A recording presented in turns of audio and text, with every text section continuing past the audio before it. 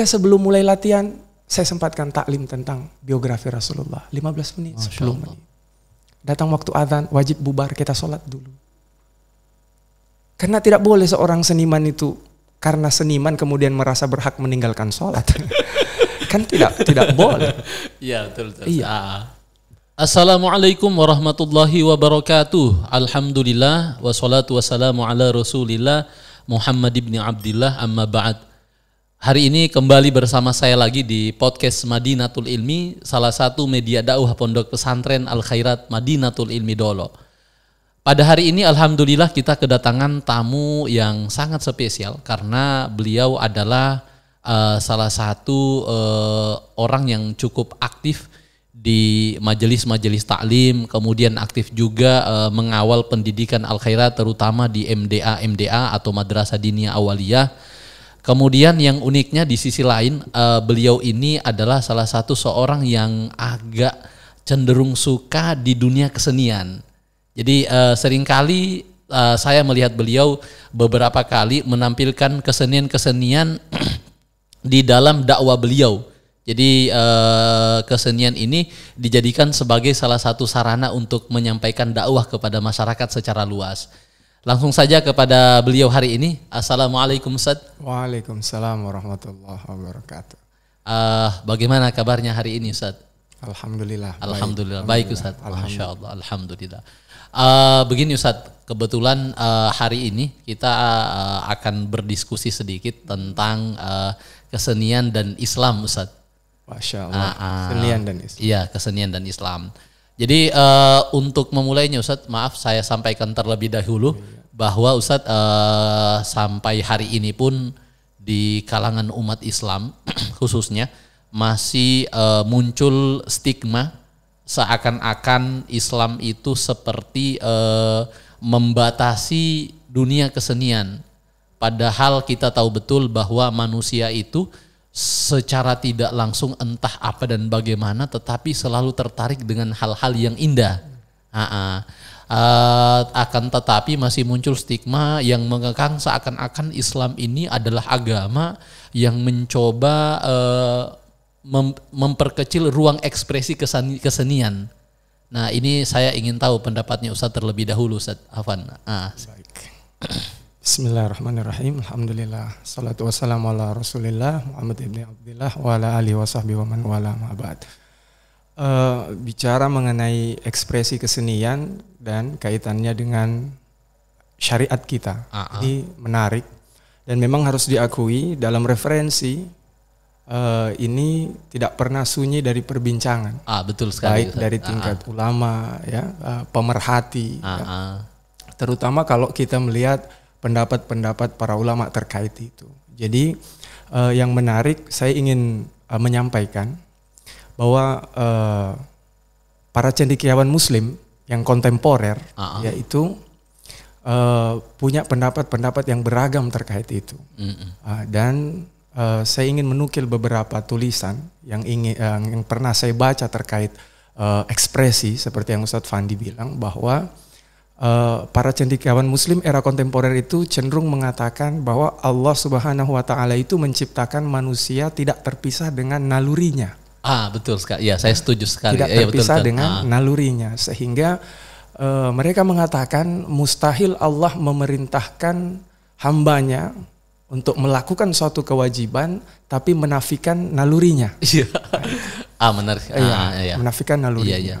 Bahkan Profesor Quraisy Shihab mengatakan kalau seseorang mampu membangun antara wujud kehidupannya, dia bangun dengan secara indah antara wujud kehidupannya dengan hubungannya kepada Tuhannya, maka ini akan dikategorikan secara umum sebagai seni yang islami.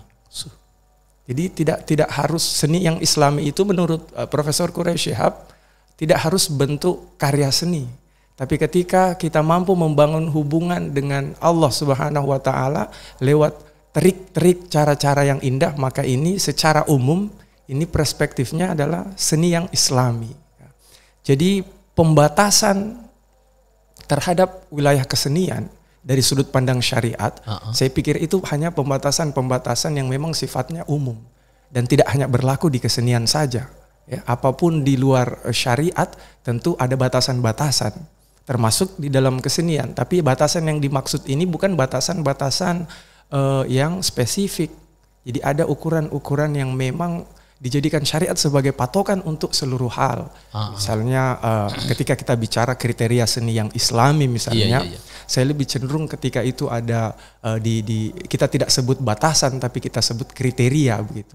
Ya, misalnya para cendekiawan Muslim yang kontemporer mengatakan bahwa salah satu ciri-ciri seni yang Islami itu adalah ketika dia landasannya itu tidak menyalahi apa yang sudah ditetapkan oleh Allah.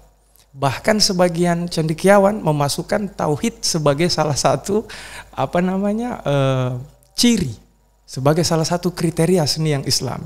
Tauhid itu masuk di dalam salah satu ciri. Karena karena memang kalau kita melihat seperti tauhid itu tentu bukan hanya dituntut di dalam kriteria kesenian, tapi semua hal kita akan dituntut persoalan tauhid. Sehingga pembatasan terhadap wilayah kesenian itu bukan pembatasan yang khusus untuk kesenian, tapi pembatasannya itu memang pembatasan yang normatif dalam syariat kita begitu. Afwan Ustadz, saya tertarik dengan pernyataannya Ustadz tadi tentang bahwa manusia itu diciptakan oleh Allah tidak terlepas dari sifat naluriahnya yang kemudian cenderung diekspresikan dalam hal-hal tertentu misalnya, terutama di kesenian Ustadz. Ya namanya kita sebagai manusia, cuman seakan-akan Islam ini ada ruang-ruang yang kemudian kita mengekspresikan naluri kita tapi dibatasi oleh gerak Islam yang membuat kesannya seperti itu Ustadz Afwan. Ya. Saya pikir ini persoalan cara pandang Ustadz, ya, cara pandang. Makanya saya tidak menggunakan istilah batasan tapi menggunakan istilah kriteria. Ya, sehingga kita harus melihat bahwa Islam ini memang menurunkan hukum, kan? Menurunkan aturan-aturan termasuk wilayah ekspresi. Jadi pembatasan yang dimaksud ini adalah justru untuk mengatur supaya kesenian itu menjadi lebih baik sebenarnya menurut saya. Ya. Ketika ada batasan-batasan yang meskipun itu sifatnya umum, ternyata itu memang bertujuan bagaimana kemudian nilai ekspresi, nilai gagasan, bahkan nilai karya itu justru menjadi semakin baik dan bermanfaat untuk penikmat bahkan pelakunya. Gitu. Justru ketika itu tidak ada batasan, maka ini akan menjadi bola liar yang kemudian akan justru bisa menjadi bumerang untuk penikmat dan pengkaryanya. Iya. Kalau semacam begini Ustadz, kadang kita itu cenderung, misal anggaplah contoh kasus bentuk dari kesenian ini misalnya musik Ustadz. Kalau musik ini kan orang-orang menganggap bahwa hal-hal yang islamilah yang hanya bisa mendatangkan manfaat. Akan tetapi misal ada satu contoh musik yang saya pikir beberapa musik Indonesia itu dia tidak islami tapi tidak juga mendatangkan kemudaratan. Jadi tidak mendatangkan kemudaratan, tetapi hanya memberikan manfaat bahwa kita sebagai manusia merasa terhibur. Itu bagaimana Ustaz? Ya, saya pikir itu menarik Ustaz Fandi. Jadi saya pikir ini juga yang kenapa Imam Al-Ghazali itu amat sangat cenderung mengatakan bahwa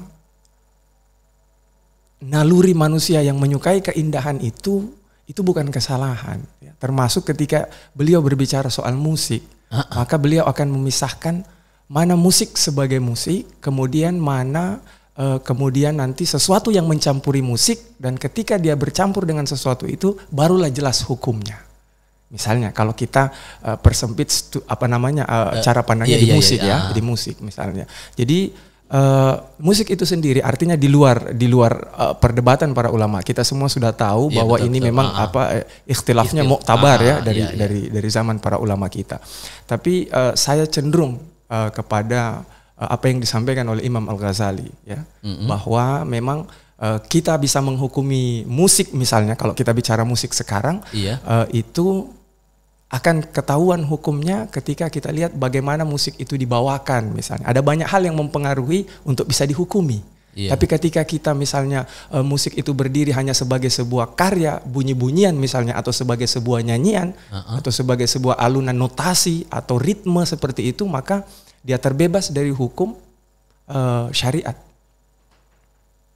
Misalnya kita mendengarkan satu bar dalam istilah musik, misalnya satu bar melodi suling, begitu ya. Misalnya kita dengarkan ya, kita dengarkan satu bar melodi suling, hanya bunyi suling, begitu, diperdengarkan kepada kita misalnya. Ada satu stigma yang biasanya kita sering dapat di tagline Facebook atau beberapa media sosial, bahwa musik yang tidak boleh kita dengarkan itu yang membuat kita terlena. Nah, saya pikir kalimat ini masih sangat umum sekali. Terlena maksudnya terlena dalam hal apa begitu? Apakah kemudian misal kita mendengar musik seperti yang saya sebutkan tadi, kita mendengar musik hanya kan kita ini mengikuti naluri, kadang-kadang suka ekspresinya jadinya joget Ustaz. Joget, kemudian kita terlena, terlena mengikuti alunan musik, tapi kan tidak jatuh sampai kepada taraf kita melupakan Allah Subhanahu wa taala begitu. Apakah ini terlena menurut Ustadz, dalam pandangan terlena ini terlena yang seperti apa begitu Ustadz? Terlena tentu akan menjadi multitafsir. Kalau misalnya terlena itu kita terlena terhadap kecintaan, misalnya kita mendengar satu senandung yang kemudian kita terlena dengan senandung itu dan itu mengingatkan kita kepada Allah, maka ini tentu terlena yang baik. Tapi kalau terlena itu melalaikan, maka tentu ini terlena yang tidak diperbolehkan sekalipun dibungkus oleh musik. Saya pikir kemana dampaknya terhadap pendengar itu yang akan menentukan dia baik atau buruk. Baik atau buruk. Berarti konsep pengharaman ini musik ini tergantung kemana arah yang dibawa Ustaz. Kemasannya, ya. Bagaimana cara menyajikannya? Kalau kita misalnya menghukumi satu lagu, tentu kita harus lihat liriknya apa. Dia bicara soal apa. Kalau misalnya liriknya sudah bagus, misalnya begitu, tidak menyentuh hal-hal yang maksiat dan seterusnya. Lalu kemudian juga harus dilihat cara membawakannya bagaimana. Misalnya kita nyanyi teks memuji Rasulullah, kemudian dinyanyikan dengan cara yang misalnya dinyanyikan oleh seorang perempuan membuka aurat. Ini tentu apapun teksnya, maka tentu akan dihukumi sebagai haram. Yang haram. Oh, iya. Jadi banyak hal yang dilihat untuk kemudian kita masuk kepada wilayah hukum. Banyak hal yang dilihat. Berarti kalau saya berpikir kalau memang demikian begitu Ustaz, berarti sebenarnya sampai saat ini musik ini tergantung bagaimana kita cara mengemasnya, lalu kemudian bagaimana cara kita menyajikannya. Saya lebih cenderung ke pendapat itu. Baru kemudian setelah itu baru kita boleh membuat satu statement apakah kemudian ini mendatangkan kebaikan atau malah keburukan. Baru disinilah kita bisa memporsikan dia apakah haram atau halal. Kurang lebih begitu Ustaz. Saya lebih cenderung seperti itu. Ya baik. Baik Ustaz, tadi saya pikir sudah sangat bagus sekali kita berbicara tentang ini, namun kali ini saya lebih kepada ingin pengalaman Ustaz. Jadi saya juga merasa bahwa antum Ustaz sangat luar biasa sekali. Antum termasuk orang yang aktif di majelis ta'lim, akan tetapi saya melihat bahwa antum Ustadz hidupnya tidak bisa dipisahkan dari kesenian. Begitu ya? Nah, saya ingin tahu dari mana asal-muasalnya bisa kemudian suka dengan kesenian Ustadz? Ya naluri. ya memang saya itu memang terlibat dengan proses-proses kesenian itu sejak lama. Sejak lama.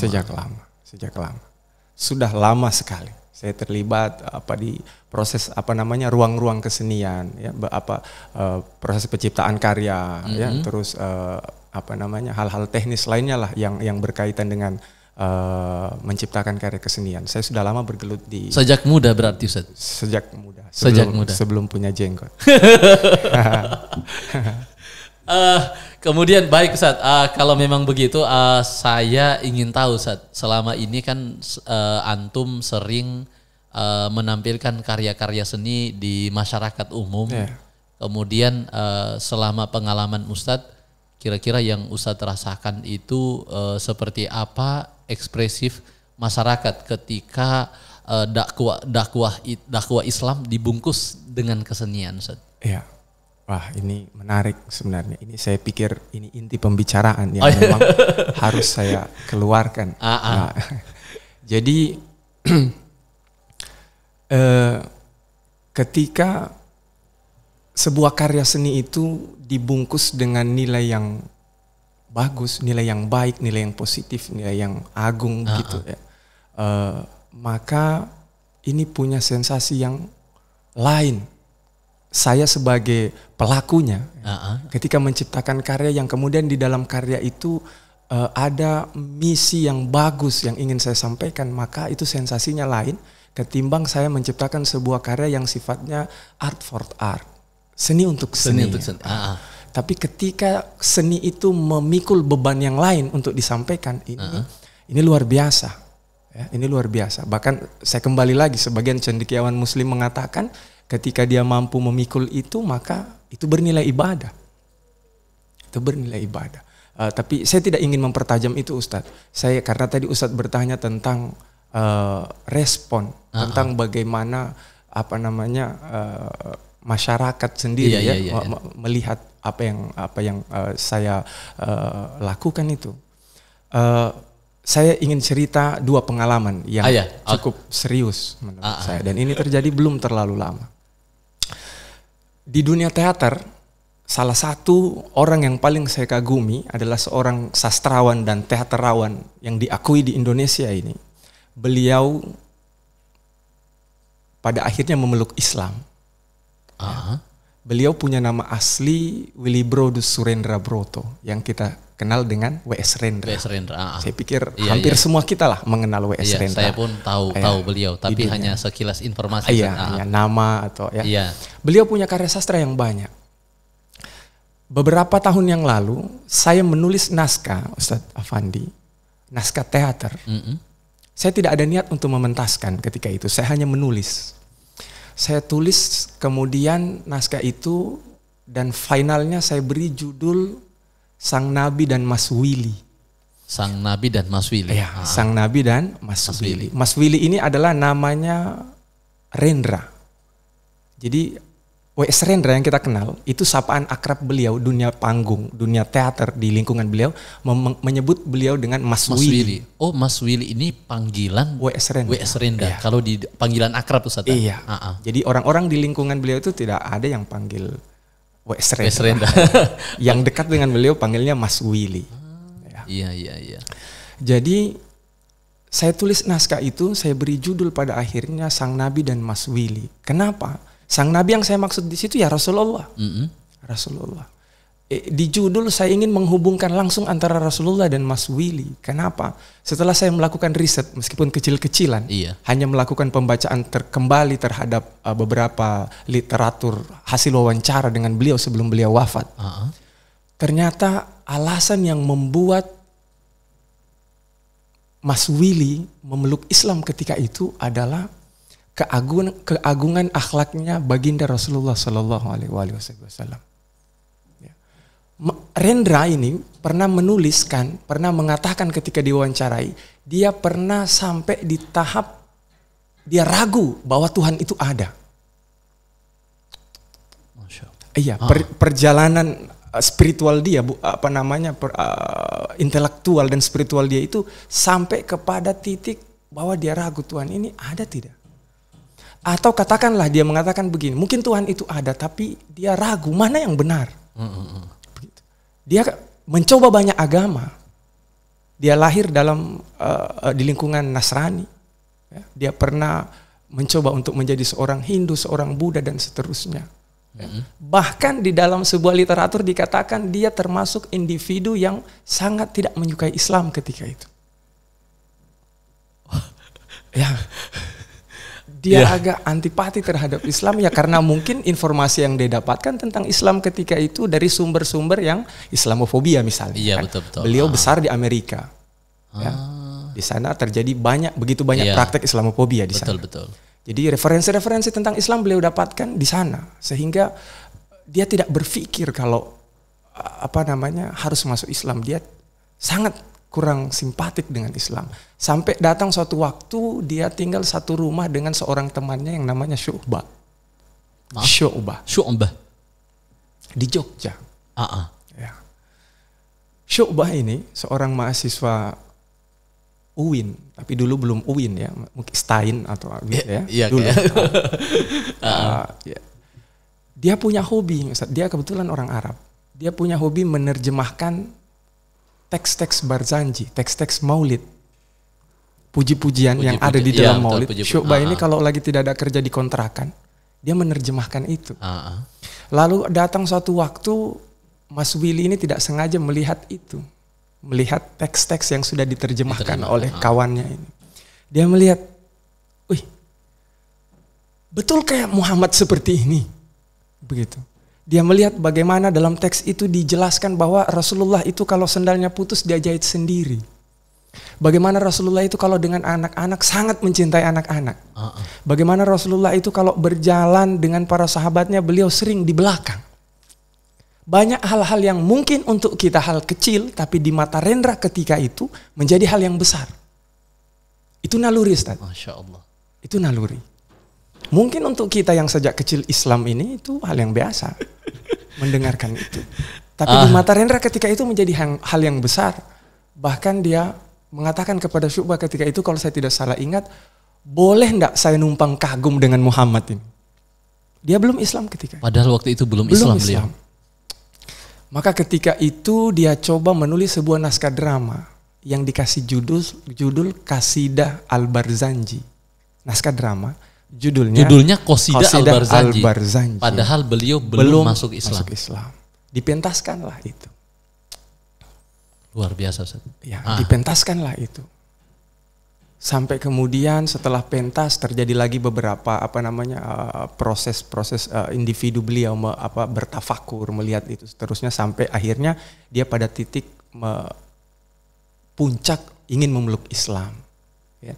Dia meminta pertolongan ketika itu untuk dibimbing kepada penyair-penyair yang memang agak pengetahuan agamanya lebih kuat seperti Taufik Ismail.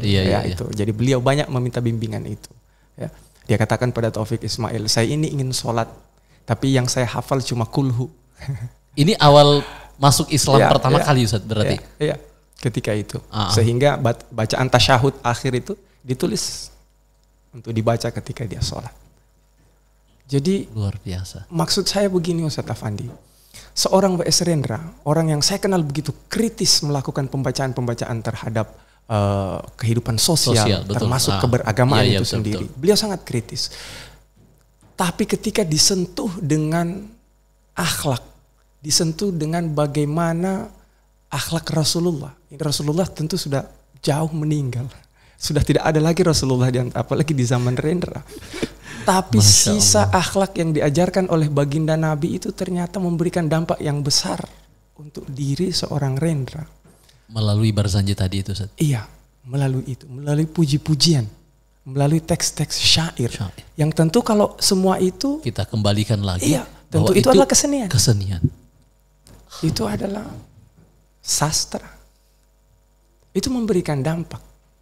Ya, sehingga saya tulis naskah Sang Nabi dan Mas Willy untuk mengatakan kepada pembaca bahwa Islam itu amat sangat lembut. Begitu. Ini luar biasa sekali, Ustaz. Artinya seorang W.S. Rendra tersentuh berkat hanya pembacaan biografi beliau. Dan itu tidak full. Hanya kutipan-kutipan puji-pujian yang ada di Al-Barzanji. Luar biasa, Ustaz. Masya Allah. Jadi ya antum boleh menyimpulkan bagaimana pengaruh karya seni terhadap getaran hati seseorang. Masya Allah. Kalau dia dikemas dengan baik dan diarahkan ke arah yang baik. Positif, betul Ustaz. Memang berarti dampaknya luar biasa sebenarnya. Iya. Dan saya pikir juga begini, Ustaz, mungkin karena memang naluri manusia itu adalah lagi-lagi seperti yang antum awal bilang bahwa kita tidak terlepas dari naluri, maka naluriah manusia ini ketika bertemu dengan sesuatu yang memang tarikannya luar biasa, secara tidak langsung kita menjadi masuk ke dalam juga, Ustaz. Saya kasih contoh yang real ya. Kalau tadi itu cuma hasil riset saya. Betul. Kemudian hanya melahirkan satu naskah drama.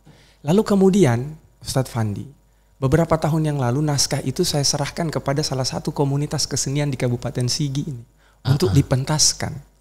Dan saya mendapatkan pengalaman yang luar biasa. Saya menyaksikan langsung bagaimana sebuah karya seni bisa berpengaruh begitu besar terhadap perlakuan seseorang.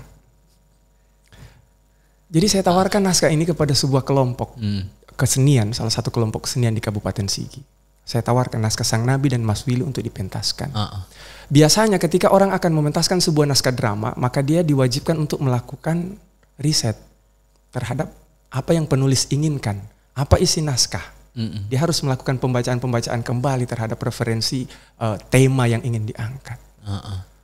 Saya katakan referensi saya tidak ada, referensi saya cuma satu, kitab Maulid.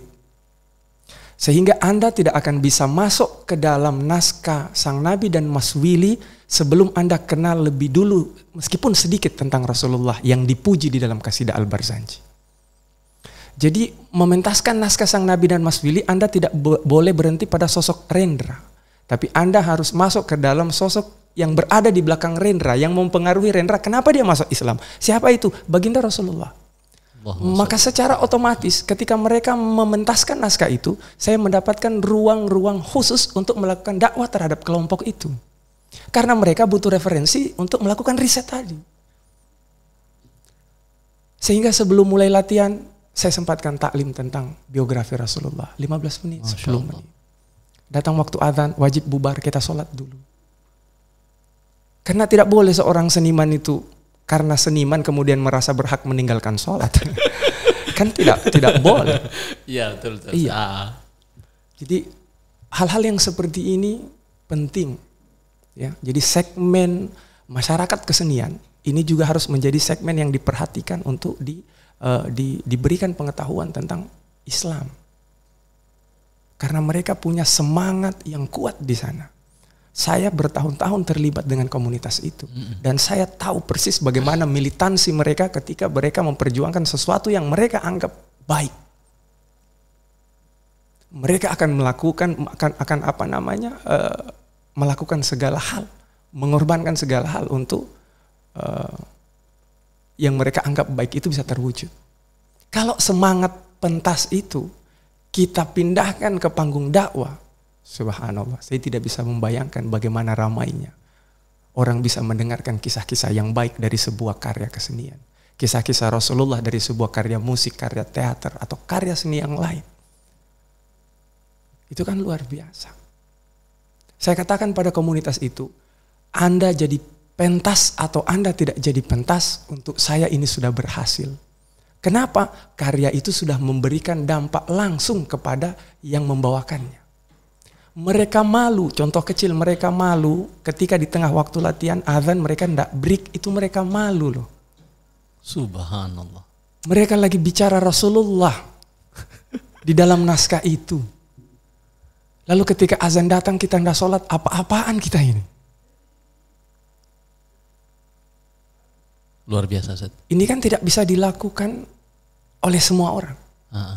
Tidak bisa dilakukan oleh disiplin ilmu lainnya. Ya. Dan teman-teman seniman itu adalah termasuk teman-teman yang kritis. Jadi kalau kita masuk di wilayah mereka dengan gaya mendikte, agak sulit, Ustaz. Agak sulit. Kalau hari ini mereka didatangi, suruh ganti celanamu, ganti sarung, ganti baju kaosmu, ganti koko, ganti kuplukmu, ganti peci, ayo kita ke majelis baca Qasidah Burda. Sebagian besar akan meninggalkan itu. Sebagian besar tidak akan nyaman. Tapi karena kalau tidak disentuh lewat naluri, Ustaz, lewat hati. Saya pikir itu. Karena mereka terbiasa memang bekerja menggunakan naluri. Sehingga yang harus disentuh naluri. Itu. Begitu, Ustaz. Luar biasa, Ustaz. Masya Allah. Sebelum lebih lanjut kayaknya kita minum sedikit, Ustaz. Betul, Ustaz.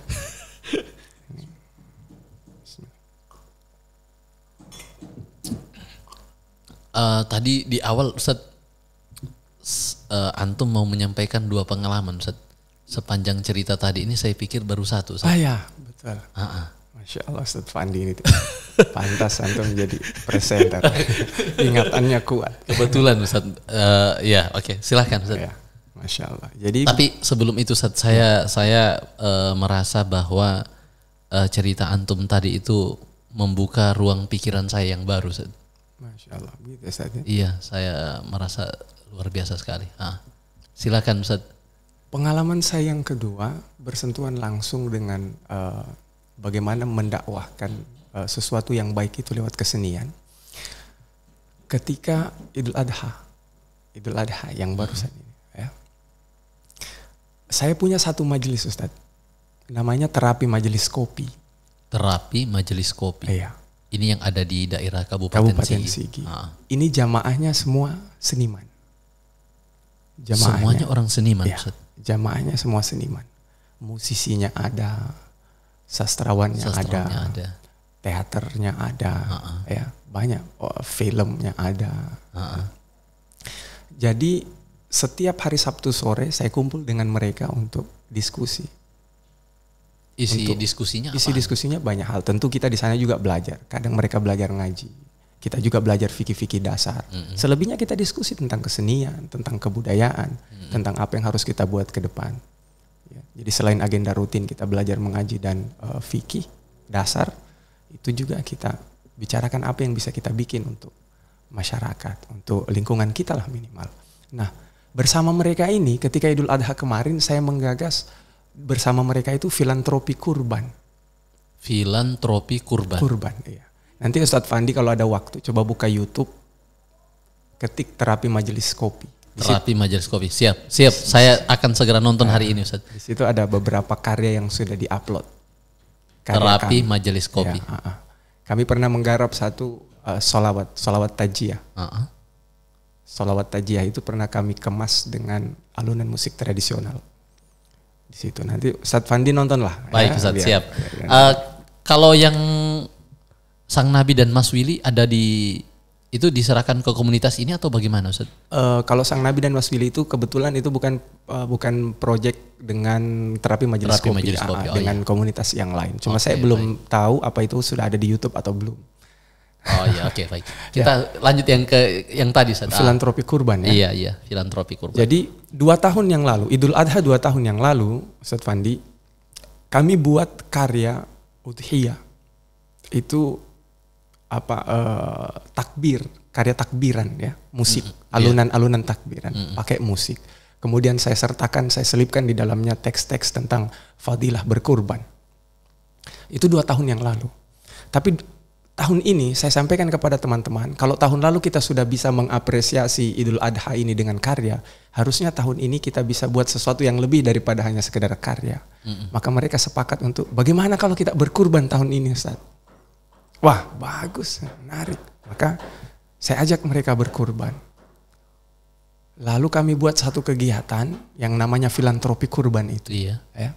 Dan panjang ceritanya, Ustadz.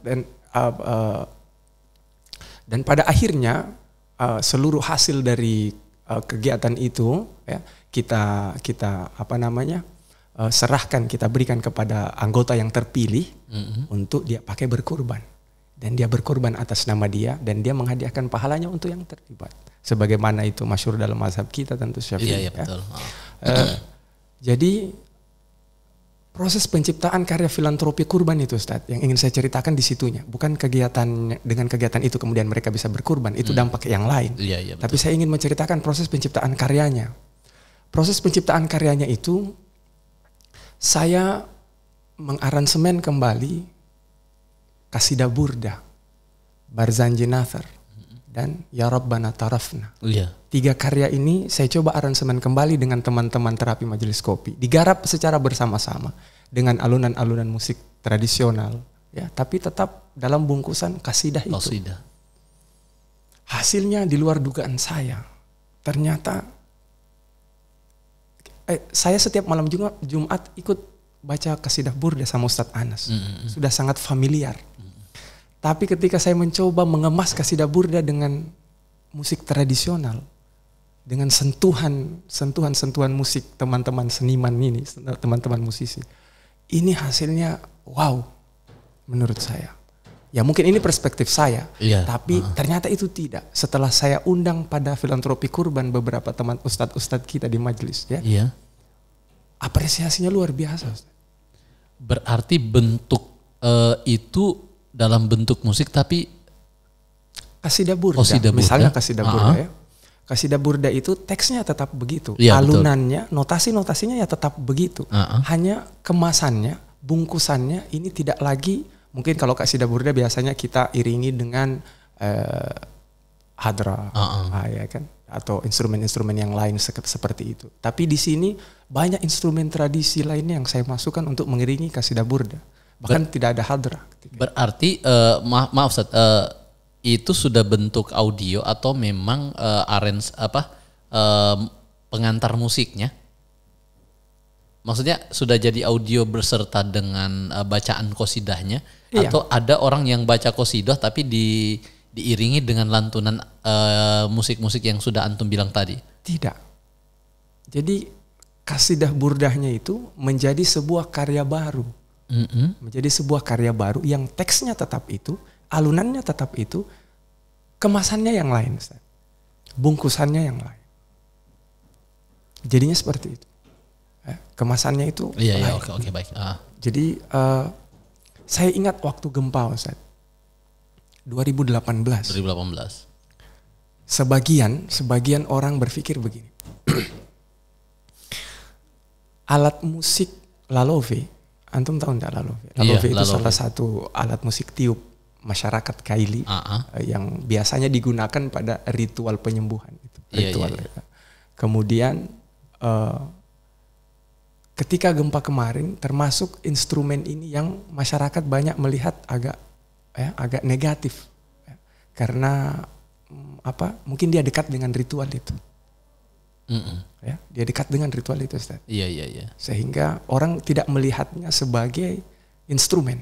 Orang melihatnya terlibat dalam ritual yang memang tidak yang memang tidak dibenarkan dalam syariat. Kita harus tegas soal itu juga ya. Kalau tidak benar, tidak benar. Menyalahi syariat, harus menyalahi syariat. Baik. Itu memang tidak dibenarkan. Sehingga ketika ritual alat musik itu, lalove itu, Ustaz, digunakan untuk membungkus kasidah burda, orang menjadi lupa bahwa itu instrumen bagian yang dari ritual tadi itu. Iya. Orang lupa. Jadi benarlah apa yang dikatakan Imam Al-Ghazali sebenarnya. Ketika bagaimana cara memainkan alatnya, kehadiran alatmu itu difungsikan bagaimana, untuk apa? Ketika kita tidak mampu memisahkan antara alat dengan apa yang berdiri di belakang alat, ini juga sulit. Dan bukan cuma sulit menurut saya, itu kekeliruan malah Ustaz. Harusnya kan bisa dipisahkan antara kemudian mana yang menjadi alatnya dan mana yang menjadi bagian yang bukan dari alatnya.